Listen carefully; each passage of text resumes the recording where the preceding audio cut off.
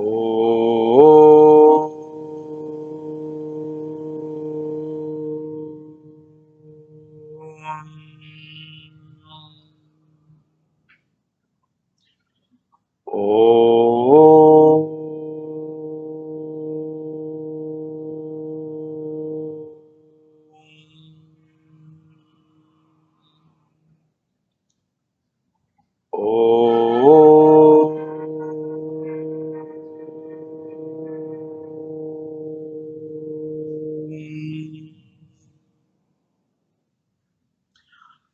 ॐ श्री गणेशाय नमः। ॐ श्री सरस्वत्यै नमः। ॐ श्री गुरुभ्यो नमः। सच्चिदानन्दरूपाय विश्वोत्पत्त्यादिहेतवे तापत्रय विनाशाय श्रीकृष्णाय वयं नुमः। श्रीकृष्णाय वयं नुमः। वसुदेवसुतं देवं कंसचाणूरमर्दनं देवकी परमानन्दं कृष्णं वन्दे जगद्गुरुं। कृष्णं वन्दे जगद्गुरुं। मूकं करोति वाचालं पङ्गुं लङ्घयते गिरिं यत्कृपातमहं वन्दे परमानन्दमाधवं। परमानन्दमाधवं परमानन्दमाधवम्।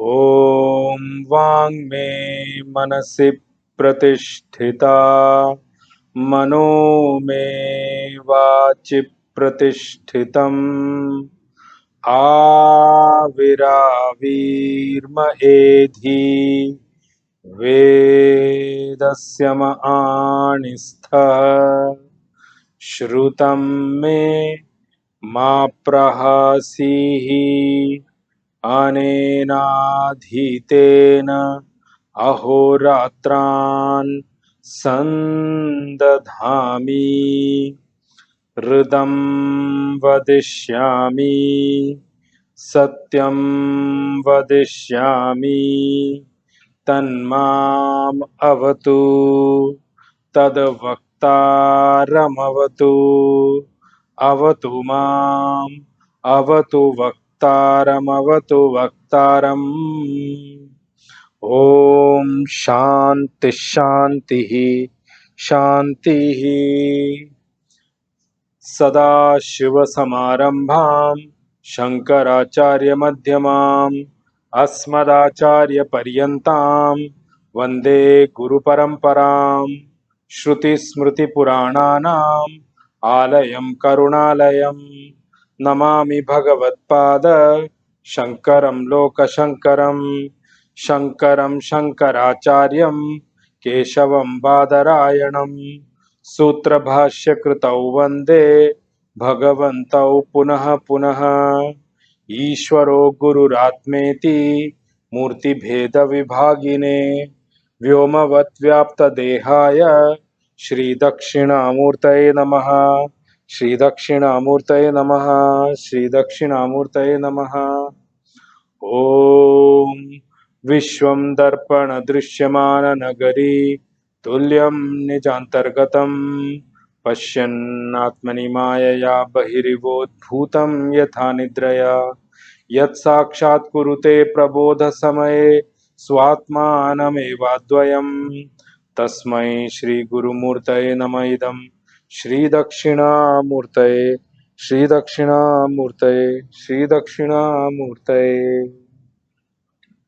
श्री कृष्ण गोविंद हरे मुरारे हे नाथ नारायण वासुदेवा जिह्वे पिबस्वामृतमेतदेव गोविन्द दामोदर माधवेति हे कृष्ण हे यादव हे सखेति, हे कृष्ण हे यादव हे सखेति, हे कृष्ण हे यादव हे सखेति। Narayan Narayan Narayan Narayan. Chapter 3, verse number 31 and 32. I'll read the verse first and then read Bhagwan Shankaracharyaji's bhashya on these verses before we move on to the meaning of the verse from where we left in the last session. Verse number 31. ये मे मतमिदं नित्यम् अनुतिष्ठन्ति मानवाः श्रद्धावन्तो अनसूयन्तः मुच्यन्ते तेऽपि कर्मभिः। ये मे मतमिदं नित्यम् अनुतिष्ठन्ति मानवाः श्रद्धावन्तो अनसूयन्तः मुच्यन्ते तेऽपि कर्मभिः। Verse number 32. ये त्वे तदभ्यसूयन्तः नानुतिष्ठन्ति मे मतम् सर्वज्ञानविमूढांस्तान् विद्धि नष्टान चेतसः। ये त्वे तदभ्यसूयन्तः नानुतिष्ठन्ति मे मतम् सर्वज्ञानविमूढांस्तान् विद्धि नष्टान चेतसः। First, I'll read the connecting bhashya of Bhagwan Shankaracharya ji, connecting the last verse with these two verses. Bhagwan Shankaracharya ji says, Yad etad matam karma kartavyam iti sapramanam uktam tat tatha. You know, in this connecting bhashya, Bhagwan Shankaracharya ji says, the way I have mentioned and the methodology of doing the action should be done in this way. Whatever has been expounded by me in the verses up to 30, including 30, that is which has been put in front of all of us as a knowledge with proof. Those people who consider this as the correct way, accept this and follow this, considering this as the ultimate truth given by God, what happens to them is what is mentioned in verse number 31. And on the contrary to that, those who do not accept, what happens to them is actually mentioned in verse number 32. So I will read the mantra number 31 first, verse number 31, and the commentary of Bhagwan Shankaracharya, the Bhashya of Bhagwan Shankaracharya ji on that, and then read Bhashya of Bhagwan Shankaracharya ji on 32, and we'll move to the meaning.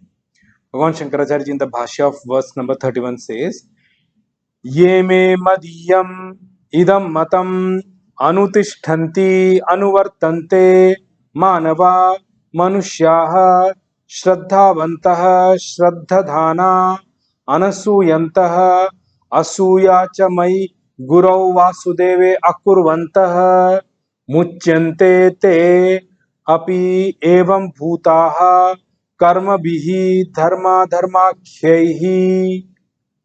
In the Bhashya of verse number 32, Bhagwan Shankaracharya ji says, Ye tu tad viprita etad mama matam abhyasuyantah na anutishtanti na anuvartante me matam sarveshu jnaneshu vividham mudhahate sarvajnana vimudhan tan vidhi nashtan nasham gatan achetasah avivekinah.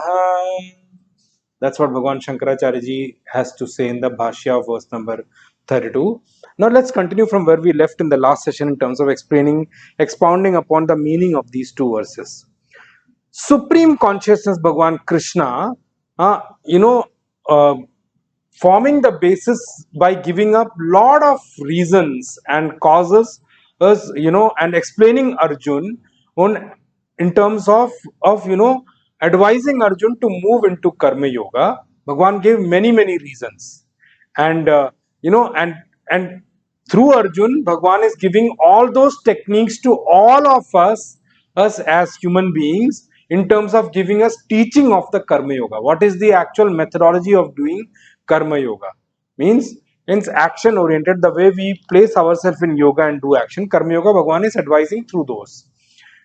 These people, well, are those who is this advice of Karma Yoga given to Bhagwan by Bhagwan?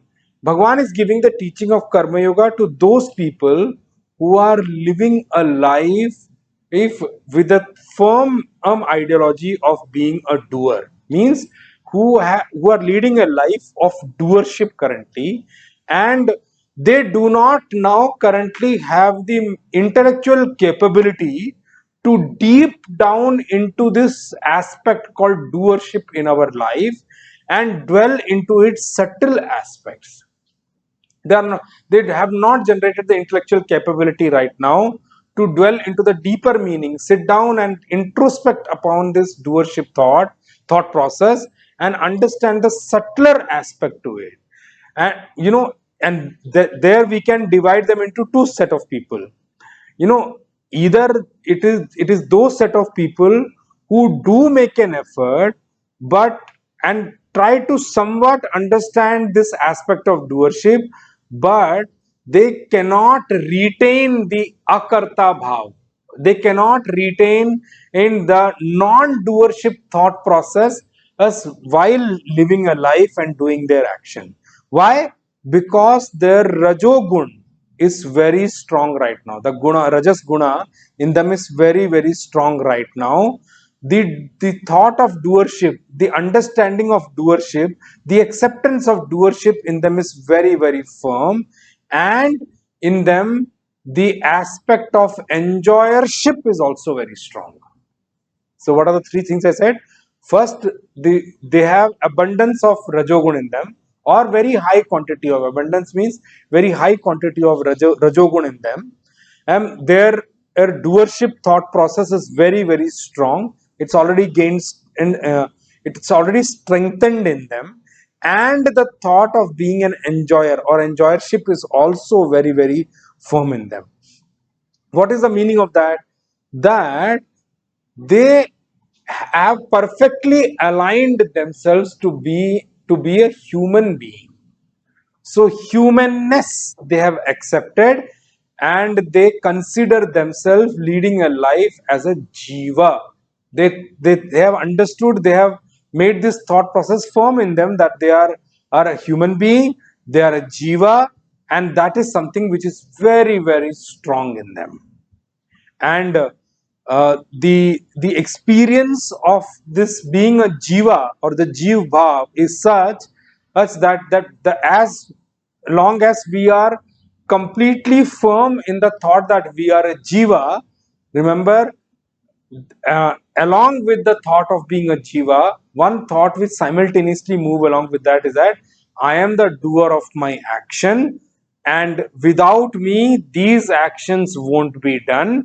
And since I am the doer of this action and I have done this action, that is why the credit of this action by way of fruit of this action should come to me only, and I should be the one who should be bearing the fruit, or enjoying the fruit of these action. This is very strong in us.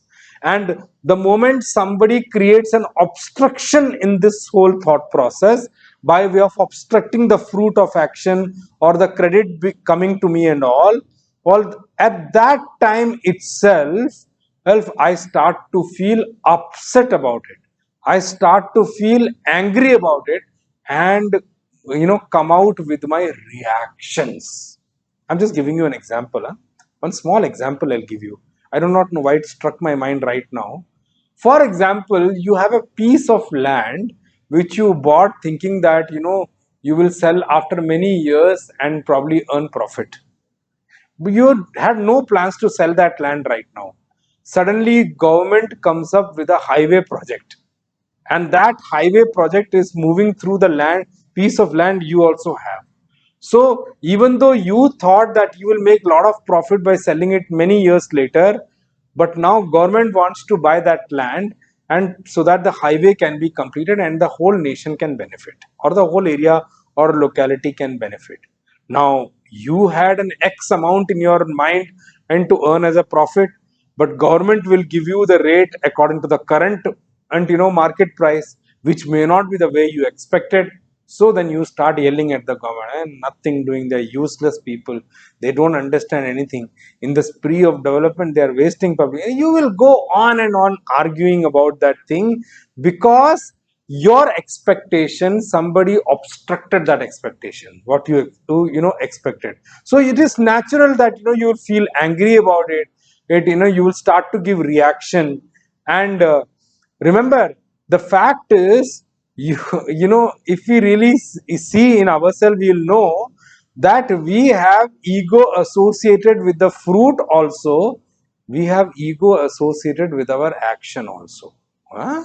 I am the one who doing action. Useless kind of people, they're creating obstructions here and there, and all those kind of things. They do not know themselves how to work also.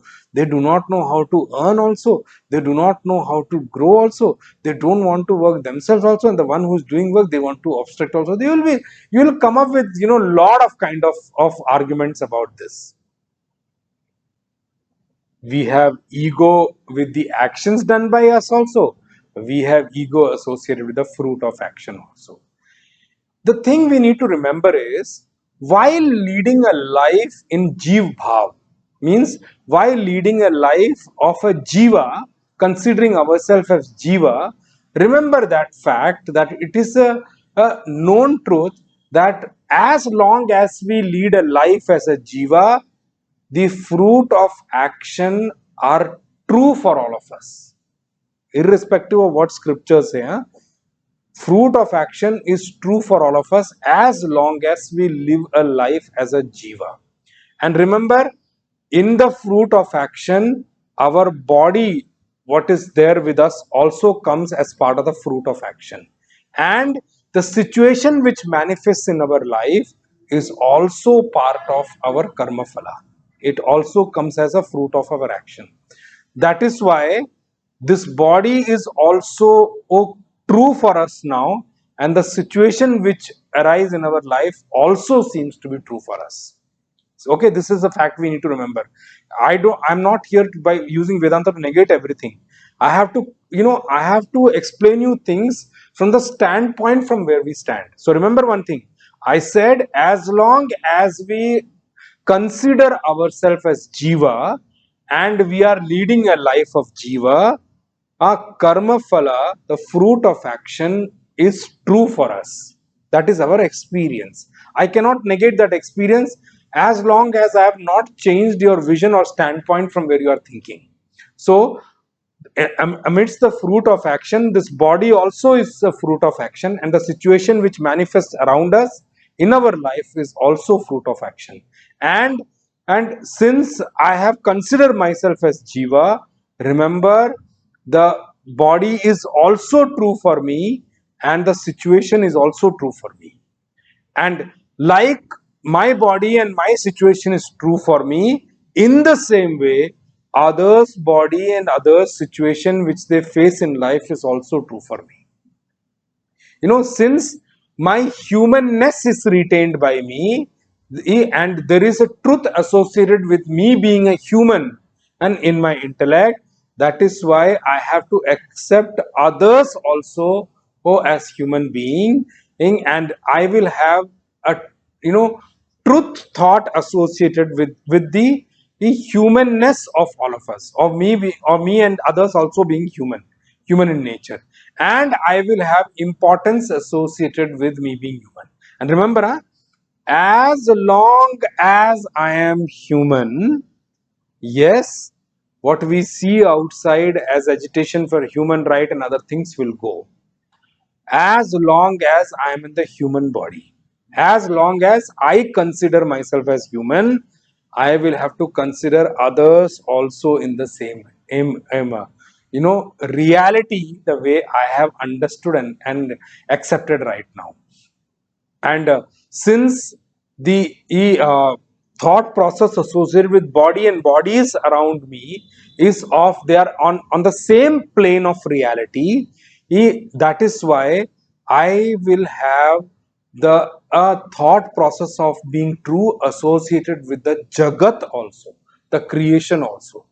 As I told you, in the Vedanta, the thought process is Jeev, Jagat, and Ishwar. Why it is the same sequence? Why not Ishwar first, Jagat later, and Jeev last? No.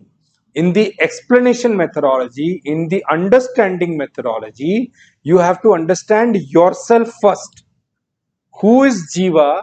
What is the true nature of Jiva? When you understand yourself first, in that light you can understand Jagat also. In that light you will be able to understand Ishvara also. Unless and until you have understood yourself, these three are not standalone understandings. Jeev, Jagat, Ishwar is the topic of Vedanta, is the topic of spiritual sciences, is the topic of Sanatan Dharma. Sanatan Dharma not only is there to explain you about Jeev.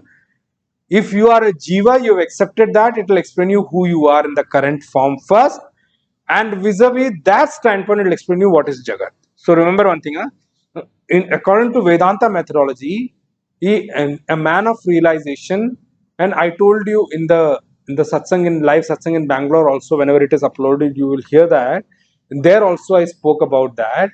In the vision of a Jivan Mukta Purusha, since his jivatva is negated, he being a jiva is negated, he no longer remains as a jiva, there is no existence associated with Jagat for the Jivan Mukta Purusha.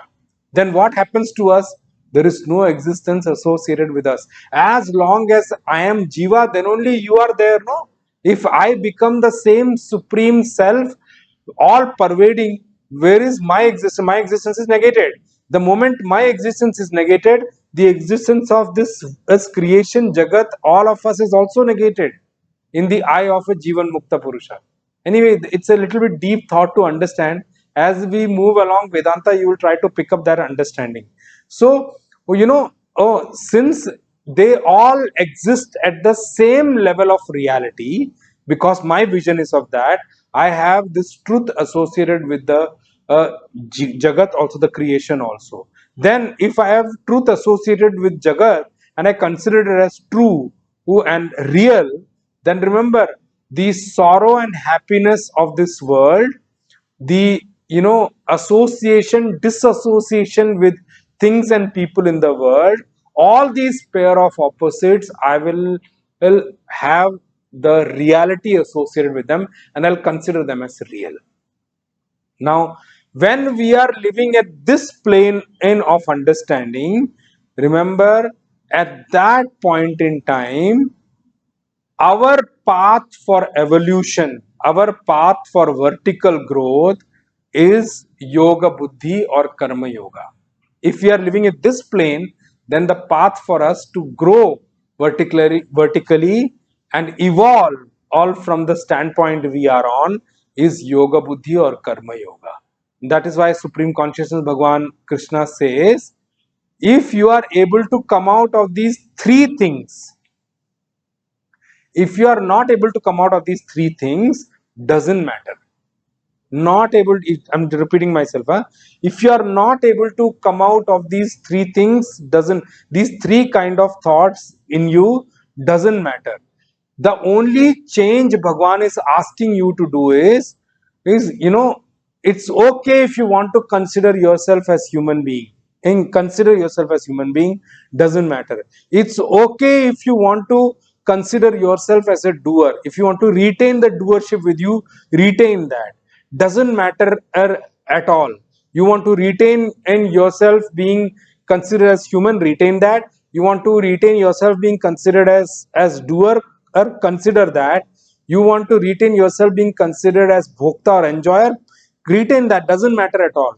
But the only change Bhagwan is asking you to that, along with this thought process, convert yourself as an understanding in you that you are a devotee, you are a bhakta. Only small change Bhagwan is asking you to do is that, while retaining you being a human being, while retaining your doership, while retaining your enjoyership, attach one more thing, that I am a bhakta, I am a devotee of God. I am, and Bhagwan is saying, while leading a life, you lead your life, you do all the things in your life, by remaining at my humble service, by maintaining yourself as a devotee of mine. All your endeavors start doing for my happiness. This practice, this effort we all can put. That is what Bhagwan is asking in us to do. And have a firm faith in yourself, that the moment I consider myself as a at the service of Lord, the moment I consider myself at the service of Lord and I start doing in all the action, nothing bad can happen to me. Nothing wrong can happen to me. Why? Because I am always protected by the God, by my God, towards whom I am devoted, in whose service I am. You know, the moment we are able to retain or maintain such a service is ideology towards Bhagwan, such a service mindset towards Bhagwan. Remember one thing, the one thing which immediately we can experience in our mind is that we'll start becoming worry free. We'll start becoming free from all kind of worries. And uh, you know the moment we are able to be free, able to free ourselves from worries, that time itself our effort in the work, our awareness in the work, our hard work in the work increases, because our full focus is on the work. All worries which used to consume my intellectual space, my mental space, they are gone right now. The God in whose service I am right now, towards whom I am devoted, have this clear conviction that He does not have any desire, any expectation from you at all. He do not have any expectation of anything from you at all. Since He do not have any expectation of His own, He do not have any desire of His own. That is why all the kind of association and disassociation which happens in my life, while I am devoted to God and in the service of God, it consider that all of them are good only for me, and it is a blessed thing from God. And Goswami Tulsidas ji says, जो प्रभु कीना सो भल मान्यो, एक सुमति संतन ते पाई, बिसर गई सब तात पराई.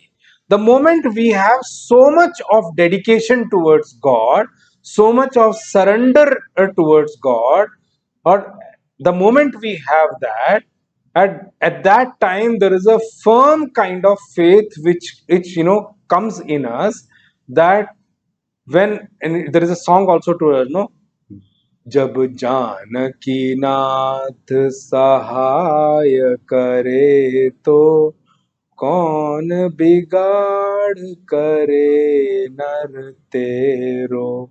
When Janki Nath is with me, when Bhagwan Ram is with me, who in this whole creation can trouble me?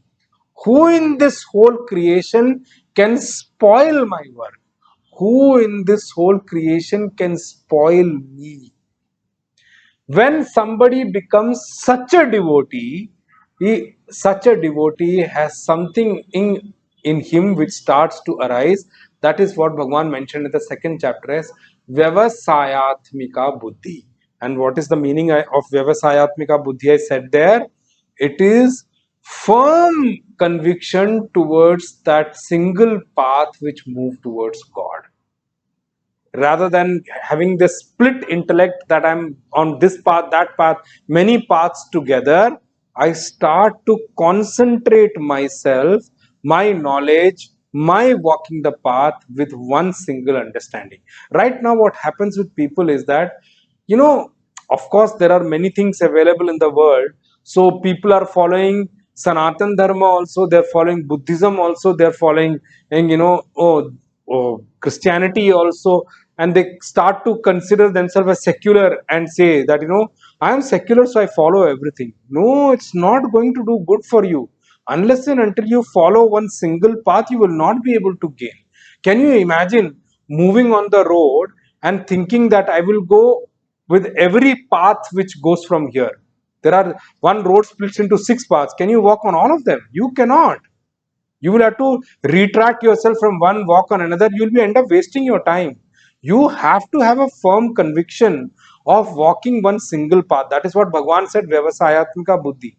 Such a person who has got this firm thought process as you know, and accepted himself as a devotee of God, slowly, gradually in him, this firm conviction towards the path will also become firm.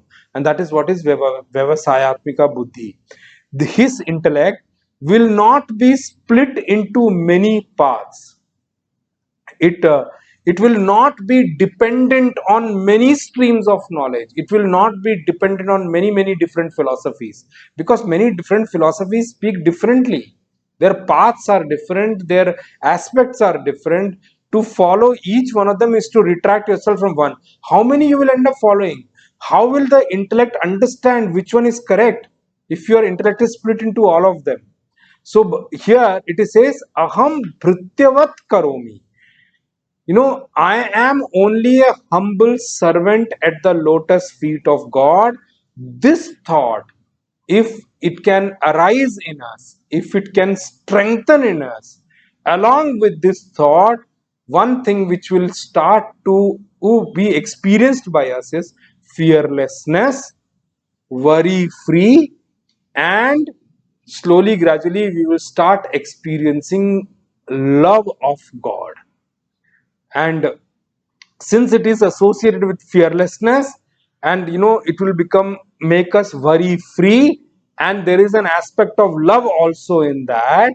And remember, in the experience of such a blissful thing, a bhakta, a devotee, is also ready to give up the path of liberation at many times. That Bhagwan, it's okay if I don't get liberated, if I don't merge into yourself. I want to remain as a bhakta and I want to enjoy this nectar of yours as in many lives to come. It's fine if I do not realize it also. So sometimes they look down upon the path of realization or the aspect of realization also. I don't want to realize. And remember, when such devotees are the one at the end of their life, they reach places like Vaikunta and all, where they are able to enjoy the company of Bhagwan and ability to get the ability to physically serve him. So that is what happens to who such kind of bhakta. This kind of a bhakta says, Janam Janam Rati Ram Pad Yah Vardhan Nahan. I want life after life that I should be totally and totally devoted to the lotus feet of Bhagwan Ram or Bhagwan God, so to say. This is the blessing I seek. This is the grace of God I seek actually.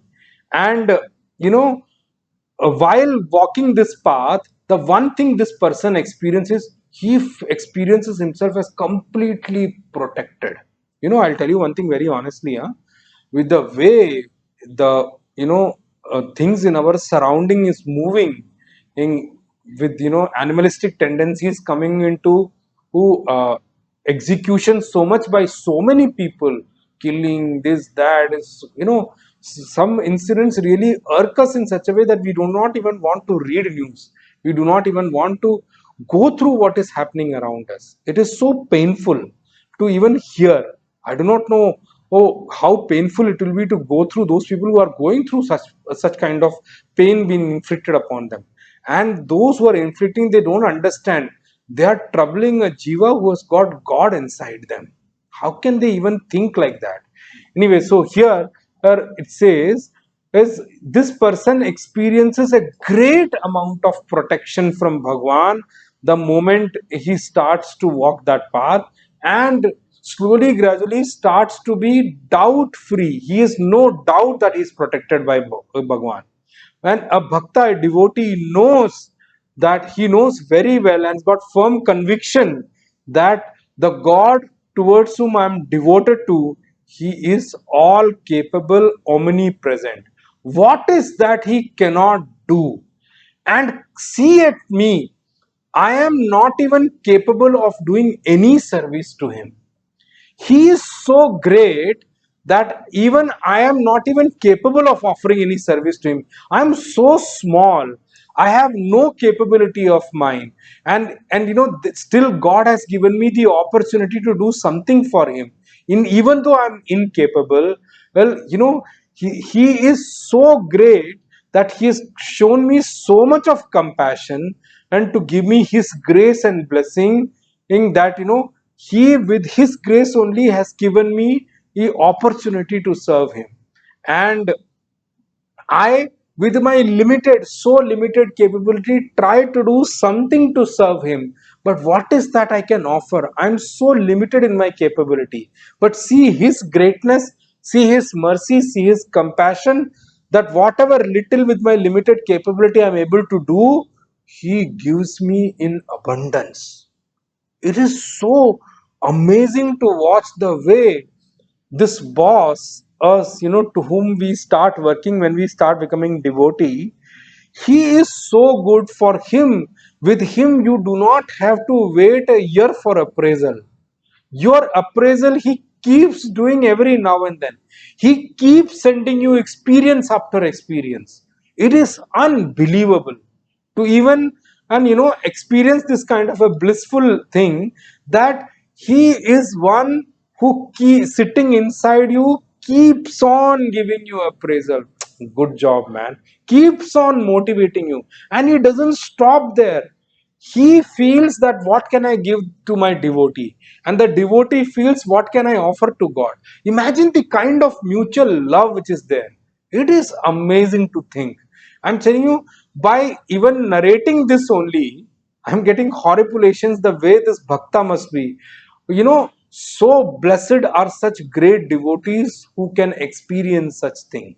So, uh, for whatever God gives him, he has no words to express the gratitude towards him.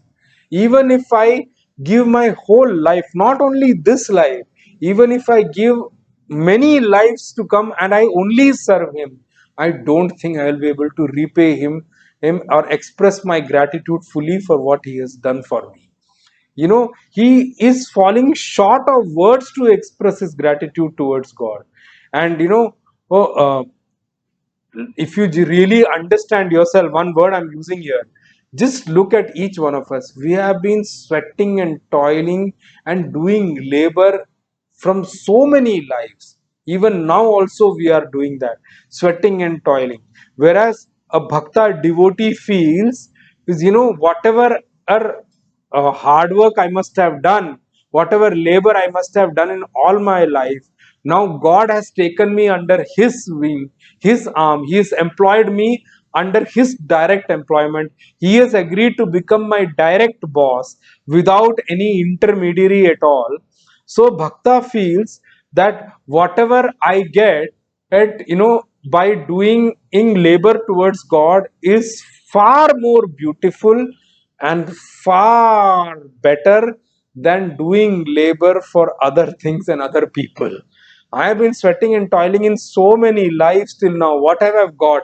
Here you see, by only working a little bit for God, by only working in with whatever time I have for Him, He is giving me in abundance, so to say. That brings to the fact that one direct message of Supreme Consciousness, Bhagavan Krishna, for this entire human race is in this creation is that Sarvani Karmani Mai Sanyasya Atma Chetasa Yudhyasva. This is, and remember, this statement of Bhagavan is the life of this particular chapter. This verse is, okay, this verse number 30 of Bhagavan, what he mentioned in the last one, is actually the life of this entire chapter 3 of Karma Yoga. And to reach this advice only, this teaching only, was the question of Arjun tad ekam vada nischitya, and all the other verses which Bhagwan expounded upon in this chapter was only to make us reach this final teaching, this heart of teaching of this particular chapter, the life of this chapter. The question was Ekam Vada, and for people like us, give us one direct advice. What should we do? Say one thing and which we can do correctly so that we can and reach this path. So, what Bhagwan did, all those things which we consider ourselves which are not correct, Bhagwan expounded them first. And then after expounding them, in the 8th and 9th, Bhagwan made one proposal there, proposing statement there, Niyatam Kuru Karmatvam and Yajnarthat Karma Kuru. There Bhagwan says, Tadartham Karma Kaunteya. With this thought process, do the action. And that was the promising statement for this 30th verse here. And that Bhagwan has finally culminated here. And here Bhagwan has said what? Madartham, for me. Mai sarvani karmani. Madartham. Here Bhagwan says, why do all the actions devoted unto me? Because I am that yajna. I am the one who is called as Yajna. And I am the one seated inside your Antakarana inner equipment as Sarvatma. I am the one who is seated inside your inner equipment Antakarana as Sarvatma. And outside, I am the one who is sitting as Karma Phala Data, giver of the fruit of action or distributor of the fruit of action to everyone. And I am the one who's sitting outside to give the fruit of action according to the action one has done. And I am the one who is the God or Lord of this entire creation. I am the one who is the sustainer of this creation. Why? Because as the supreme consciousness, as I am the one who is desirous of nourishing and maintaining this creation. That is what in the Prastavana, in the proposal statement, and in the Prastavana Bhashya, Bhagwan Shankaracharya ji also said in the beginning, if you remember. If you remember when we spoke about Bhagwan Shankaracharya ji's Upodghata, the preface of this entire Bhagavad Gita, there are a couple of words I'll bring out for your memory. Sa Bhagwan Srishtva Idam Jagat Tasya cha Sthitim Chikirshuhu, desirous of retaining and sustaining this creation and nourishing and ensuring that its continuity is maintained. That is one thing which he said over there. Another sentence which was said was Jagata Sthitim Paripipalayishuhu Sa Adikarta Narayanakhyo Vishnuhu. Who, with the interest of retaining, sustaining this entire creation, and Bhagwan had kept that as a thought, as a desire for himself, while ensuring that this creation is sustained and nourished. Another thing which was said there was Lokanugraham kurvannaiva lakshyate. These are the statements which was said for Bhagwan over there, because Bhagwan is actually, the supreme consciousness is desirous of nourishing this creation and also ensuring its continuity. Why Bhagwan is desirous of ensuring its continuity? So that this plane exists for all the jivas to come and exhaust their karmas, exhaust their vasanas, exhaust their karma phalas, and also those who get ready, they get the field of evolving from this entire creation and merging that into the self. Both of the things are available here only. So, it is said that he is desirous of not only nourishing this creation, but also sustaining its continuity, also maintaining its continuity so that it is livable. So remember, when we speak about Bhagwan or God, or inside and outside, there are no two gods. They are one only. But they are one only. We have to understand and recognize them at both sides as the same one only. In Srimad Bhagavad, it comes that when Pitama Bhishma was on the bed of arrows, Sharshaya, at that time, Bhagwan Krishna went to meet him, Bhishma Pitama. And Bhishma Pitama was a man of knowledge. Huh? He was a man of steady wisdom. He knew, he was well read and well, understood about the nature of the self and God and everything. So he was a jnani actually.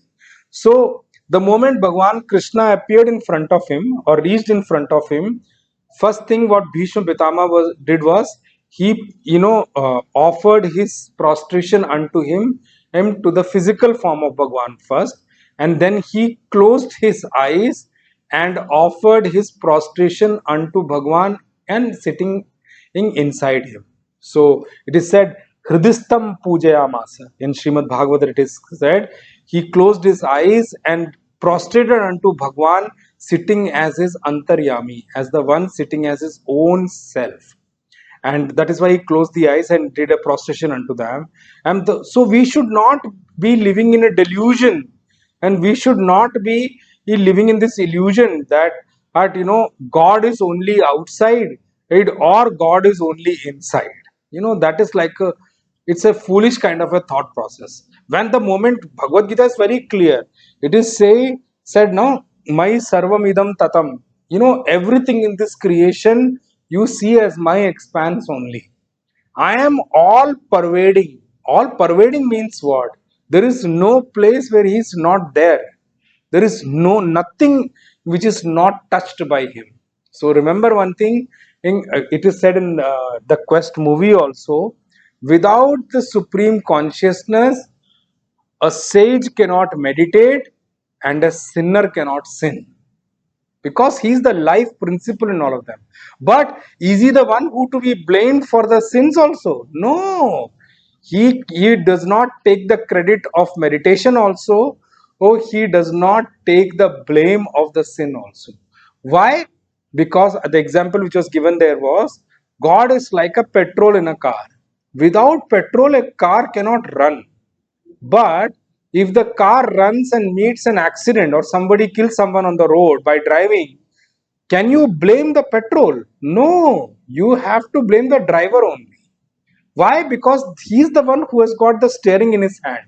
But yes, that's true that without petrol the car cannot run.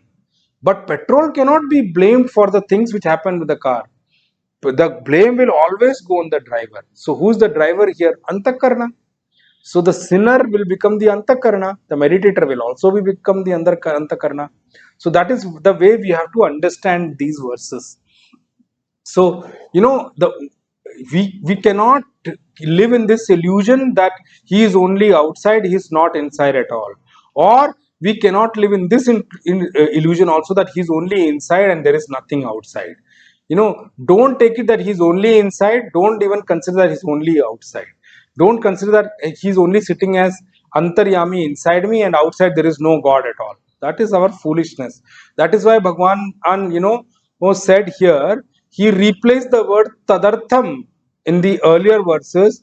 Now he has given a direct teaching as, and replaced that tadartham, means tad artham, by devoting into God as mad artham. Mai sarvani karmani sanyasya. Surrender unto me. By giving this instruction, Supreme Consciousness Bhagavan Krishna says, those people who follow this teaching, clarify all the doubts they have, follow this teaching, and with firm conviction they start to lead it in their life. Remember one thing, they all become free from this life. They all become free means they all become liberated. Whether today or tomorrow, whether in this life or the next life, it doesn't matter, but it is sure that they have started walking the path of liberation. That is for sure. Why? Because liberation is a journey of many lives. It's not a journey of a single life at all. That is why let's not hurry up into it. Let's not jump into it. Let's not try to be impatient with it. Have patience and hasten slowly. Let God take care of your journey. The only thing you have to ensure is keep surrendering unto Him. Keep surrendering unto Him. Even if you cannot make a total surrender, start doing surrender in small pieces, action by action, event by event, fruit by fruit. Start from slow, doesn't matter. slowly, gradually adapt it in your attitude, adapt it in your habit, adapt it in your nature, so that you can do bigger surrenders as you move along. Bhagwan gives a promise here. He gives an assurance here. Muchante te api. They also are walking the path of liberation, and they all will get liberated. Not only those who are following Sankhya Buddhi, those who are following Yoga Buddhi or Karma Yoga also will become liberated and become free one day. It's not that Karma Yoga is a doubtful path of liberation, or it is a path filled with suspicion. Don't even think like that.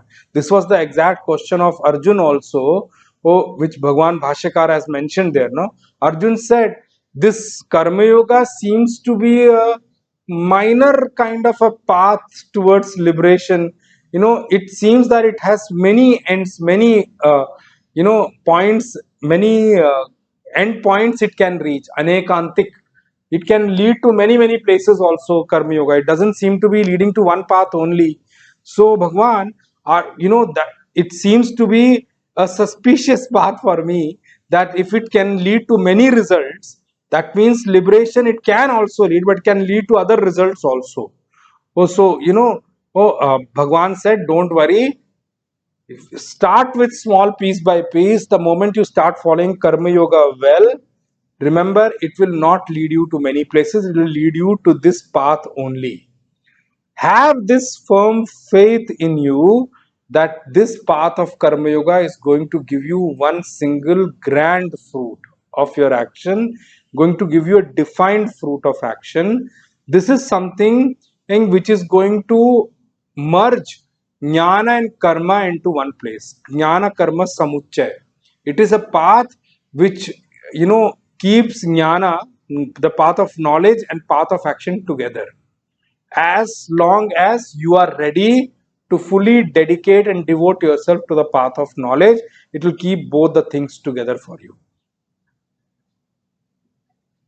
So you should have a firm faith that this path which I've spoken about is definitely going to lead you to liberation, to lead you to the correct end goal. Since this path is something in which both jnana and karma, the path of knowledge and path of action, merges into this path, that is why, if you do not have firm faith in this path, if you do not understand this correctly and do not develop the correct faith in this path, then what is the kind of benefit you are going to gain?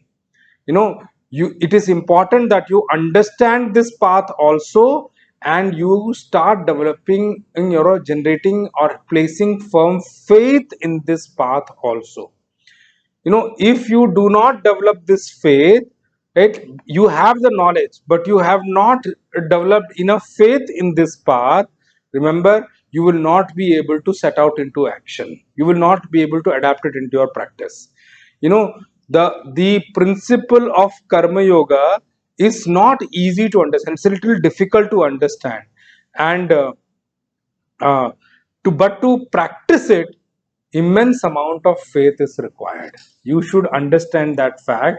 Supreme consciousness Bhagwan Krishna says, if you really want to follow the path advised by me, then you must keep these two factors within you. You must develop these two qualities in you. You must set out to establish these two qualities in you, work on these two qualities in you. What is that? Shraddhavantaha and Anasuyantaha. Now, I spoke a little bit about Asuya in the last session. Asuya is a very negative kind of a quality which many of us possess today. What is Asuya means? That we suddenly set out into a fault finding mission into anything and everything which is presented in front of us. Presented means not by people only, even by life also. We start doubting anything and everything, start having a fault finding mission on everything. Oh, my house, my wife is, I don't understand what she is. My kids are, I do not know what to do with them. Neighbors, they are even worse. oh, the society around me, everyone is, arrogant, everyone has got jealousy in them. You start finding in fault in everything around you. Bhagwan is really highlighting this is a major destroying habit if we have that in us. It's a, it's a major negative quality which is definitely surely going to ensure our downfall in life, for sure. Something which we need to watch out, that, in small instances, if you start to look at fault of others, that is a time when it should ring alarm bell in you. Stop it. It is slowly, gradually coming into your habit. It is not important for you to see fault outside. Others fault, others only have to improve. So what, how much important it is for you to figure out them and, brood over them. The only point you will do that is to ensure to display that you are much better than others. We find fault in others to, establish that we are much better than others. Fault finding is also coming out of that. For a seeker, it is extremely important to be vigilant and cautious that the habit of seeing fault in others, you should not let it develop in you. You should not let it become firm in you. As a seeker, one should constantly practice to avoid this habit coming in us. If a seeker really want to progress on the path of spirituality, then regularly he or she should practice that seeing fault in others should not become part of my habit at all. As a seeker, he or she must think and understand and must think over it, that even if there are fault in somebody else, remember, God is sitting inside them also, and sooner or later he will help those people come over those faults. He will bless them also. So it should not worry me, it should not bother me. I told you one thing earlier in the podcast episodes, that remember, we have the choice and responsibility and the ability to improve us only. The only one we can correct and improve is us. We have no authority, we have no ability, it is not in our jurisdiction also to correct others. Each one of us have got the responsibility of correcting and improving us and us alone. So don't waste your time looking at faults of others. Don't waste your time and worrying about fault of others and trying to correct them and waste your energy into that. You may not be able to correct them. Ultimately, that fault will start residing in you also. You'll see that, this person, even after that fault, he is respected in the society. Why not I also go that direction? Don't let that happen at all. So have faith in God, that God is the one who is sitting inside them also. So he will surely bless them as well. He is the one who will lead them to the correct path. I, as a person, do not need to bring their fault into my attention. I do not need to, think about that. I do not need to get it to my attention at all. Their faults are not important for me. I should know only to make path for myself, for my work to be done. This thought, when you start working upon slowly, gradually, you will start seeing a different change in yourself. You will start to experience a different way of looking at life. This is a thought one must work upon slowly, gradually to develop. And experience says that these two thoughts, or by practicing over a period of time, one can develop. And remember one thing, even looking at fault others also, if you do it over a period of time, slowly, gradually, you can strengthen that negative aspect of habit also, negative aspect of personality also. You know, one can develop in such a way the negative aspect of personality to start finding faults, that one starts seeing fault in anything and everything presented in front of them. Even if they are taken to temple, they'll say, you see, there is, they have not done cleanliness, they have not done this, they are doing puja wrong, they are doing havan wrong, their prasad has some problem. In this heat, why have they kept it open? I have seen people doing that. They will start finding fault in everything. They will go for Ganga Snan, they will find a million faults there. And in the spree of finding fault, they will forget that at such a holy river, Mother Ganges, who can and dispense you from the dirt of your intellect, from your ashraddha and all, is flowing there. In the spree of seeing the dirt, you forgot about Gangaji also. I have seen people doing that. This is a problem, that is a, hey. They could keep doing yip yapping about all these things. So these things can be developed. Even seeing the fault also, that faculty can also be developed, so that you can start seeing fault in each and everything. Or you can develop this thought process also, this way your personality also, that you stop seeing fault in anything and everything in this creation. You don't see a fault in anything in this creation.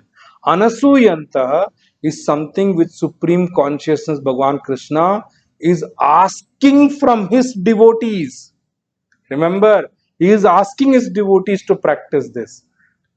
Sometimes, this habit of arguing on points of others, or putting down on other people, becomes so strong in us that we start getting into derogatory remarks for everyone. We start putting wrong remarks for people these days. So I'll tell you, oh my God, what to talk about the social media and advent. You won't believe there are businesses who, buy people, pay money to people to put wrong comments for their followers, for their competitors. Can you imagine that? I tell you, somebody came and asked me that, Swamiji, what should I do? I set up a business, but there are so many people who are putting wrong comments on all these social media platforms against me. I've done nothing like that.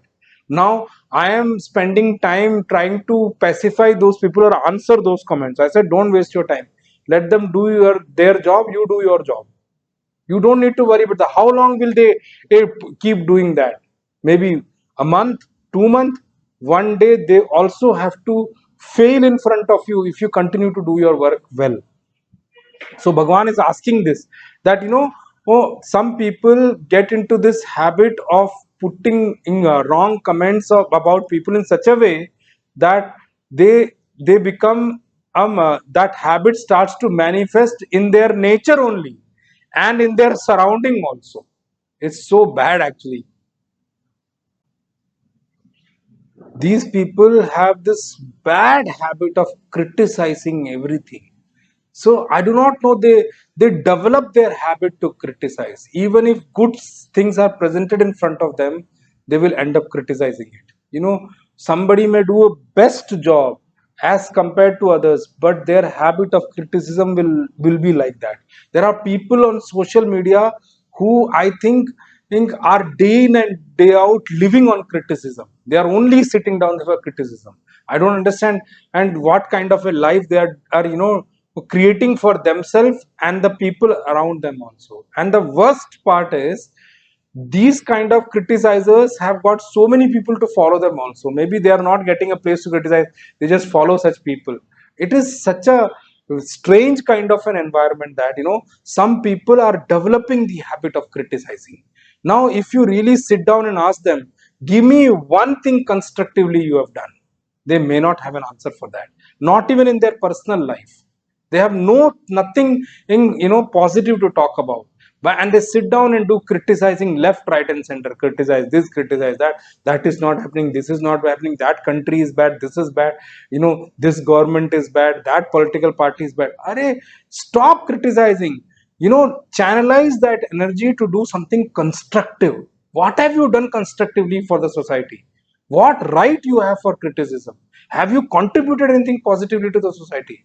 If you have not or contributed anything to the positively to the society, if you really sit back and ask, what is your contribution to the society, that creating a criticizing environment. Criticism is your contribution, and you spoiled some other people's mind also who were not thinking in that direction. Where will you take the weight of the sin what you have done? You think that what you're doing is right. Are you really developing the society well? Are you creating a positive environment in the society? How can you create or develop a society positively with your criticism? Can criticism create the society well? You should sit down and do something constructively. Do something constructively, contribute to the society rather than sitting down and criticizing. I tell you, when people come across me also in terms of personal contact, I also had to cut down on many people like that, because some people nature is such they need so much time to actually come up the curve to even interact. Some people I don't even feel like interacting, forget about, or communicating with them, forget about, or connecting with them. I don't even feel like communicating with some of them who come across, some of them I come across. Why? Not that I curse them or anything, but I know that God is sitting with them. One day they will understand what they are doing. It's not important for me to explain everything to everyone, no? That's not my prerogative also. So, in the society also, the thing is, I told you, those people who sit down and criticize, some people start getting followers with that. I don't know. Oh, such people, and you do something positive, you may not even, and generate it people to even listen to you for a long period of time. Some people, positive things take time to pick up. Negative things, people fall down immediately. Why? Because if you have to rise above the environment, it needs effort. Falling down does not take any effort at all. It's free. If somebody is thrown from a tree also, he or she will fall down, never go up. But if you have to go up, you have to really work hard. It's not going to come to you free. You have to put effort into it. So in the society also, sometimes it is seen that those people who have the ability to criticize, they are considered intellectual by certain set of people, and they consider that as a proof of being intellectual. See how well he can criticize, how many points he has got in criticism. He must be intellectual. It is not a sign of intellectual, it is a sign of foolishness, that you have no ability to do anything constructively. It is a sign of your lack of ability. It is not a sign of your growth. It's not a sign of your development. It is a sign that how fallen you are. If you, this is the kind of environment you are creating in the society.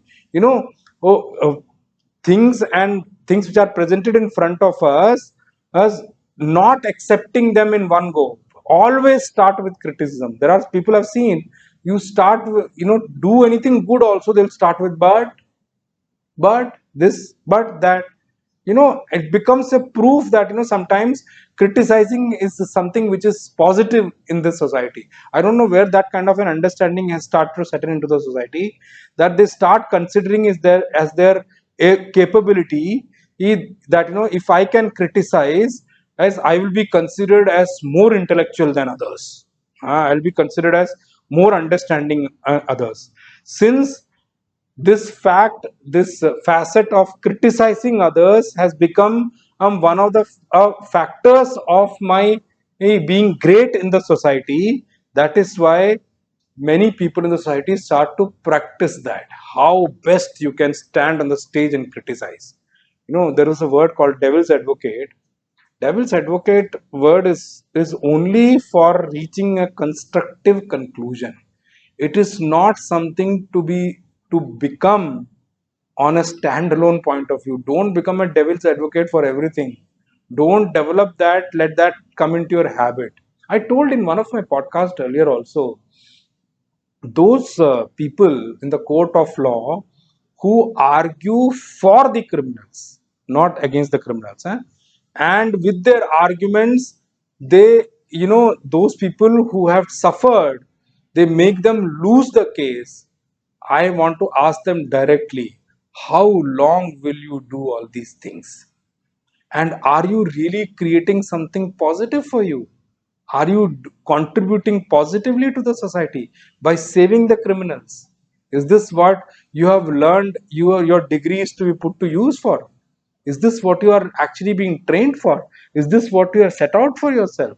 only for earning money you will end up letting criminals be free, and those people who suffered, let them suffer. I do not know what kind of a karma phala you are gathering actually. Since many people considering this as a sign of their greatness work on developing this ability, such people, remember, they are not able to accept anything when it is presented to them. They are not able to accept anything soon, and slowly, gradually, they get into an habit of not accepting things easily at all.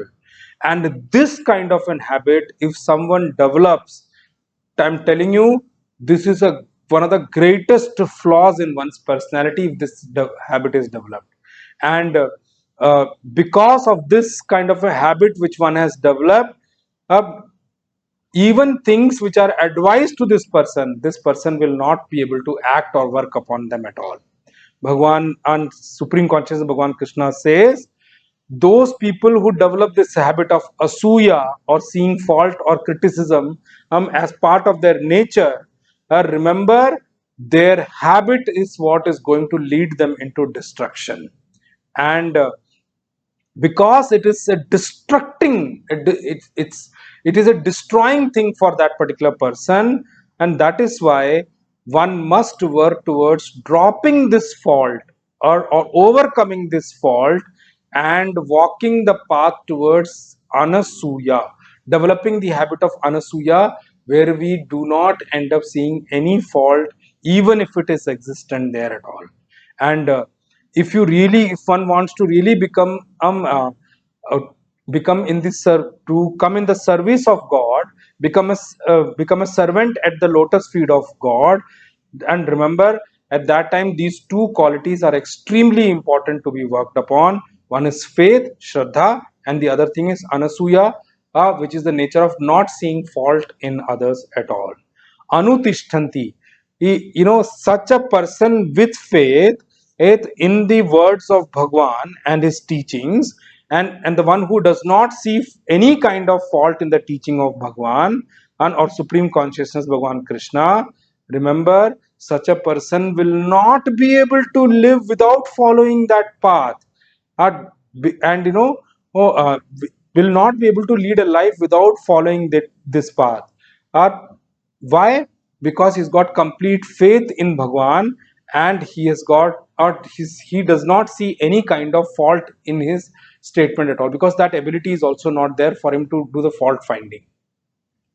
And why this person cannot live without putting this into his daily life experience, why this person will not be able to lead a life without following this path, because those three negative qualities which are an obstructing factor for this, which is misunderstanding, incapability to understand, lack of faith, and the quality of seeing fault or criticism, that is not in the habit or nature of this person. Supreme Consciousness Bhagwan Krishna says is, one may understand this teaching well, but if he does not have the faith, and if he does not have the faith, he will not be able to follow. But if he has the faith, but still has not eradicated the ability to see faults, then also he will not be able to follow. Supreme Consciousness Bhagwan Krishna says, since this person and has eradicated these three negative obstructing factors in life, and he has understood the teaching of Bhagwan, he has got the required amount of faith also, and he does not see any kind of fault also in the teaching of Bhagwan. That is why this person will be anutishtanti manavaha. This person will be able to follow that path diligently. This person will be able to live a life as a devotee of Bhagwan. And why will this person and lead a life, if he's living a life of a devotee of Bhagwan? Why will this person live the life of a human being? Why will he lead a life as a human? He will convert his life of being a human to the life of being a devotee. Remember, from human level, devotee level is higher. because God is all pervading, and serving God, he will serve the society and the humanity also. Bhagwan going forward says the second category of people are those who are completely opposite than these people who are having complete faith. These are the people who have not corrected the negative tendencies of them, who have not improved upon their negative tendencies at all, who have not tackled their negativities. In them there is lot of us, and it's not that the asuya, the habit of seeing fault is little bit. They have the habit of seeing fault in everything in abundance in them. It's completely, that is why Bhagavan used the word abhyasuyanta. Abhyasuyanta means abhyasuyanta. It's not that they have minor fault finding ability in them, minor fault finding negativity in them. Their negativity or fault finding is in abundance in them. They will see fault in their parents also. I don't know why. That is why he's used the word prefix of abhi upasarga. That abhi means in completion, in totality, in entirety. These people will see fault in everything. They will have the criticizing thing for everything. They will have criticism ready for everything.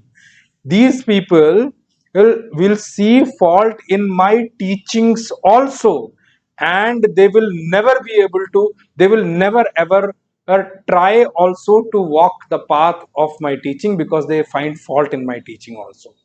These people live a life as a jiva. In the jiv bhav they live, and they become firm in their humanness means they are firm in the fact that I am the body. They become firm in being a body, and they lead a life like that, and they will become so much into that human factor, vyaktivad. They will it will develop in them so much that they will start walking the path against God. They will start propagating the fact that there is no God at all.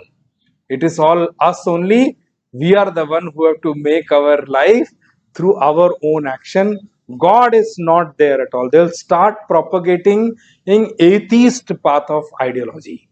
They'll start becoming atheists because Vyaktivad means individualism has grown in them so much that they will start negating godliness. They will start negating in the presence of God, and they'll start walk the path of atheism, so to say. And when faith in God or increases, our acceptance of God and faith in God increases. Remember, at that time, individualism start to lose its hold on us.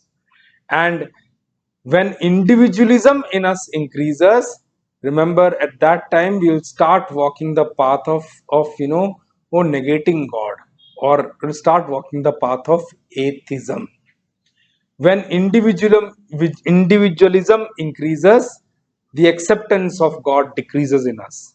When and Godism, I would use the word, or spiritualism increases, at that time individualism starts to lose its hold on us. That is a fact we all need to understand.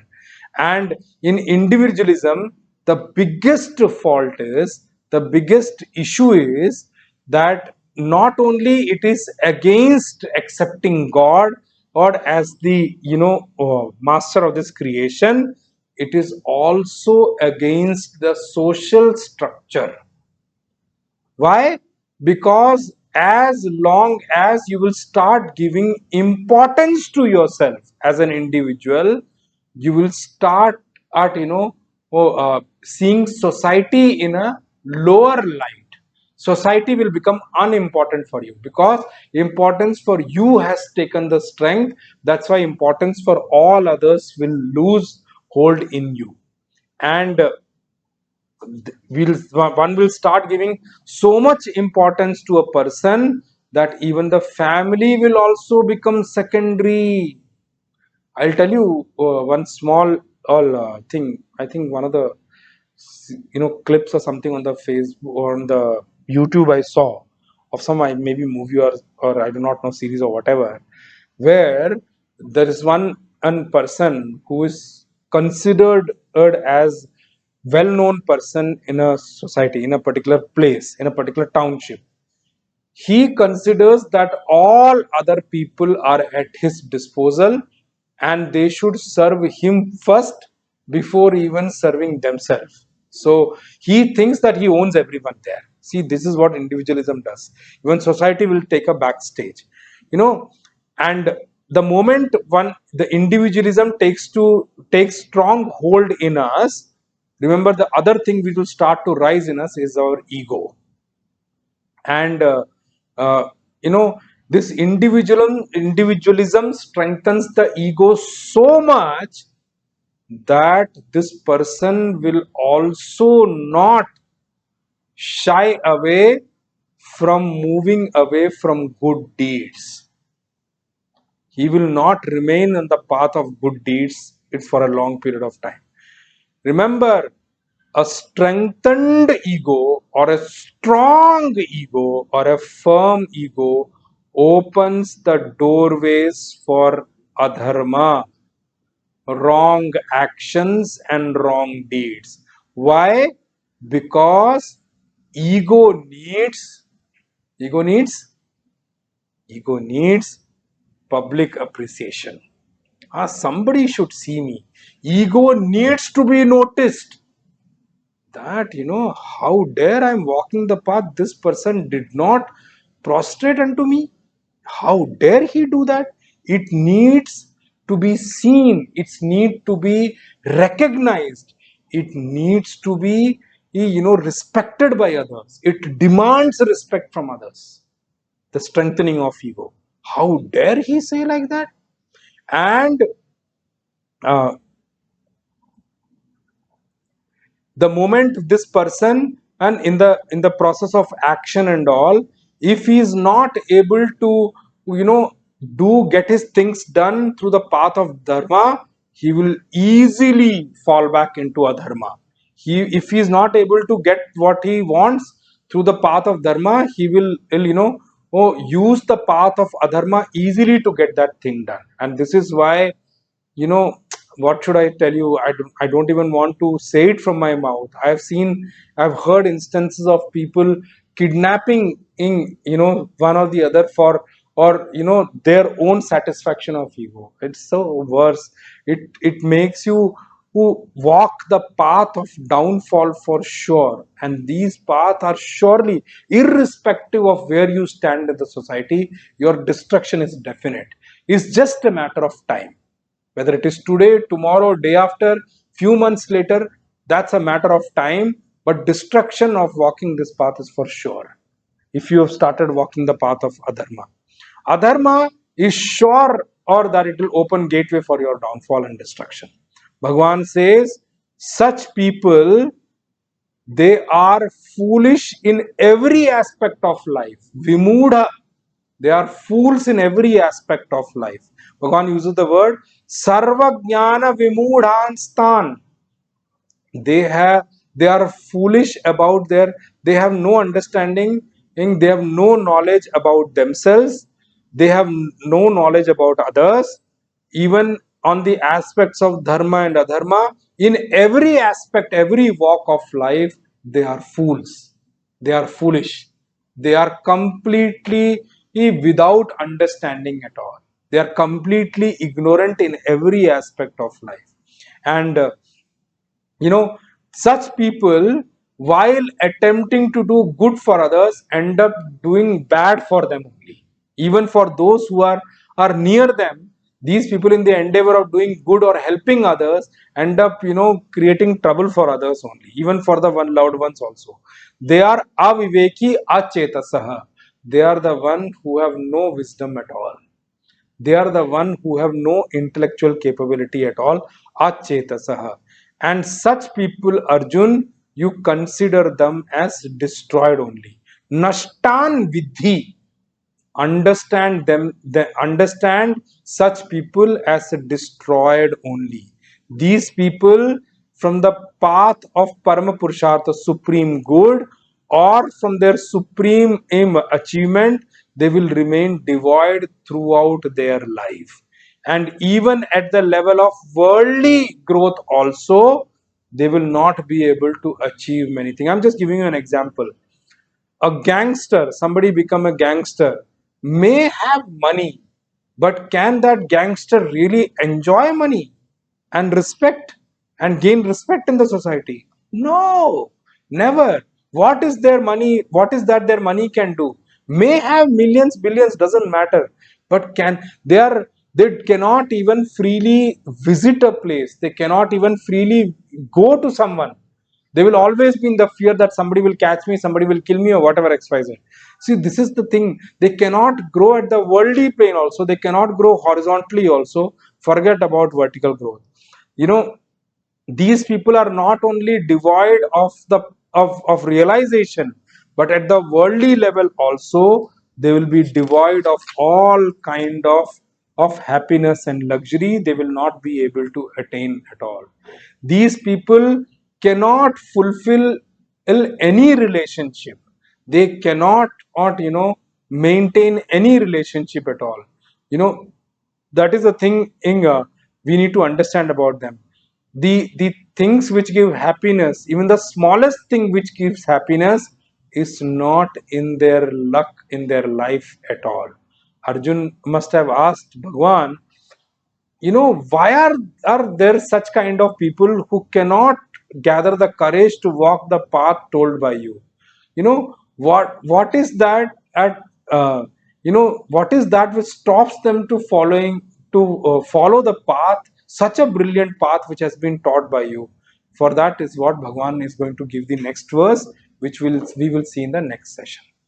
कायेन वाचा मनसेन्द्रियैर्वा बुद्ध्यात्मना वा प्रकृते स्वभावात् करोमि यद्यत् सकलं परस्मै नारायणायेति समर्पयामि, श्रीमन्नारायणायेति समर्पयामि। ओम पूर्णमदः पूर्णमिदं पूर्णात् पूर्णमुदच्यते पूर्णस्य पूर्णमादाय पूर्णमेवावशिष्यते। ओम शांति शांति शांति। हरि ओम श्री गुरुभ्यो नमः। हरि ओम। ओम तत्सत्।